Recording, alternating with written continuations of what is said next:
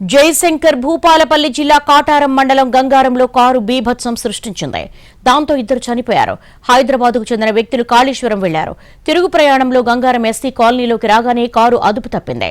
Road పక్కనే ఉన్న ఇళ్లలోకి దూసుకెళ్లింది. ఇంటి ముందు కూర్చున్న మారుపాక మధునమ్మ అనే వృద్ధురాలతో పాటు నీలారపు బాలయ్య మల్లయ్యలను కారు ఢీకొంది. ఈ ఘటనలో మధునమ్మ అక్కడికక్కడే ప్రాణాలు కోల్పోయింది. గాయపడ్డ బాలయ్య మల్లయ్యలను భూపాలపల్లిలోని ఓ ప్రైవేట్ హాస్పిటల్కు తరలించారు. చికిత్స పొందుతూ నీలారపు బాలయ్య కూడా చనిపోయాడు. ముగ్గురిని ఢీకొట్టిన వెంటనే కారు డ్రైవర్ పరారయ్యాడు. ప్రమాద సమయంలో కారులో నలుగురు ఉన్నట్టుగా పోలీసులు అనుమానిస్తున్నారు. కేసు నమోదు చేసి దర్యాప్తు చేస్తున్న పోలీసులు ఓవర్ స్పీడ్ కారణంగానే కారు అదుపు తప్పినట్లుగా భావిస్తున్నారు.